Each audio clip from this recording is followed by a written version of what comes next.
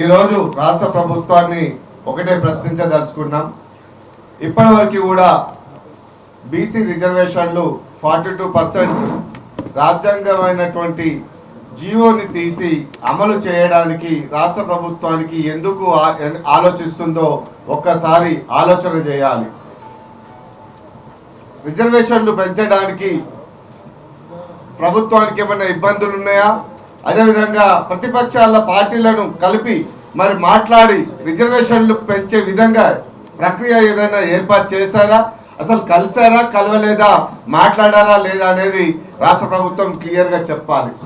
రెండవ విషయానికి వస్తే ఇప్పటికీ రాష్ట్రంలో ఉన్నటువంటి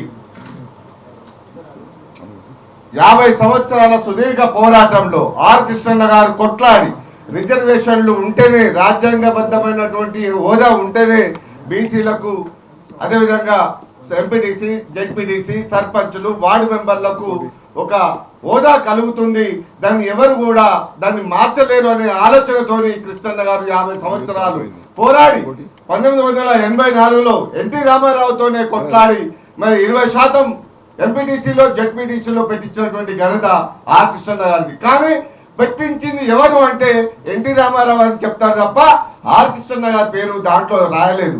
కానీ అదేవిధంగా 87, 92 వరకు మళ్ళా బీసీ ఉద్యమం మొదలైతే మరి కోట్ల విజయభాస్కర్ రెడ్డితో ఆర్ కృష్ణన్న గారు కొట్లాడి మరి అన్ని సంఘాలను సంఘటితం చేసి మరి 20 నుంచి 34% పెట్టించింది ఎవరు అని అంటే కోట్ల విజయభాస్కర్ రెడ్డి అంటారు, కాంగ్రెస్ ప్రభుత్వం అని చెప్తారు. కానీ ఆర్ కృష్ణన్న పోరాటాలతోని అయినా కానీ మరి కృష్ణన్న పేరు అందులో రాయలేదు.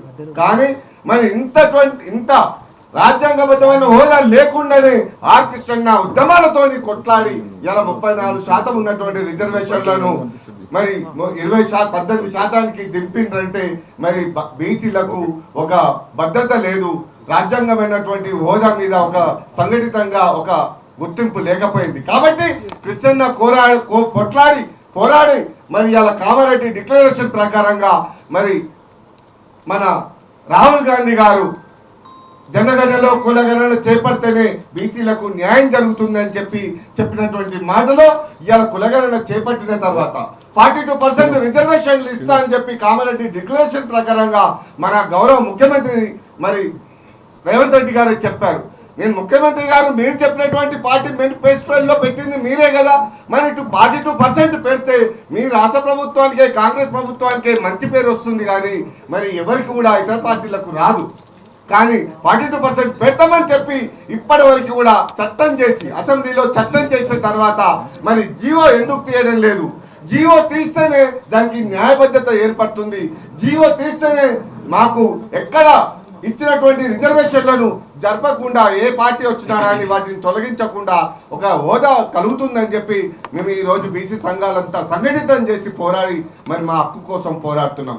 అదేవిధంగా రాజ్యాంగబద్ధమైనటువంటి 73, 74 రాజ్యాంగ సవరణ చేసినప్పుడు దాంట్లో ఆర్టికల్ 243 D6 అండ్ T6 ఆ ఆర్టికల్ చెప్తుంది రాష్ట్ర ప్రభుత్వమే ఈ రిజర్వేషన్లను లోకల్ ఎంతైతే పబ్లిక్ ఉంటుందో పబ్లిక్ ని బట్టి 50% ఉన్నటువంటి పబ్లిక్ ని రాష్ట్ర ప్రభుత్వమే చేర్చుకోవచ్చు రిజర్వేషన్లు అని చెప్పి సుప్రీంకోర్టు కూడా చెప్పడం జరిగింది.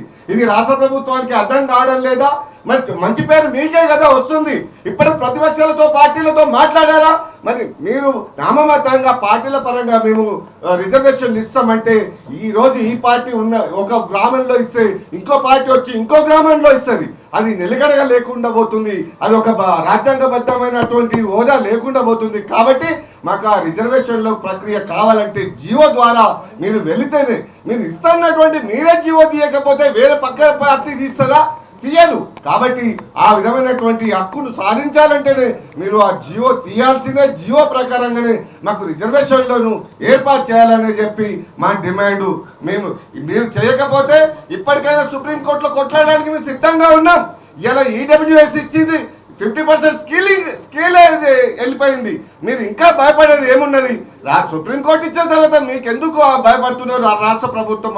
అంటే బీసీలకు ఇవ్వడం ఇష్టం లేకనా మీరు నామమాత్రంగా ఏదో చెప్పి ఏదో చెప్పినట్టు నామమాత్రంగా చెప్పి తోక జాడించాలని చూసుకుంటే బీసీ సంఘాలు మాత్రం సంఘటితమై రాష్ట్రం నుంచి గ్రామ స్థాయి వరకు ఉద్యమాన్ని తీసుకెళ్లి ఎక్కడికక్కడ ఓట్ల ద్వారా పెద్ద ఎత్తున ఉద్యమం చేపట్టే పరిస్థితి రాష్ట్ర ప్రభుత్వం తెచ్చుకోవద్దు అన్నమాట మీద మీరే ఉండకపోతే ఏ పార్టీలు ఎందుకు ఉంటాయని చెప్పి కూడా ఈ రాష్ట్ర ప్రభుత్వాన్ని నేను డిమాండ్ చేస్తున్నా.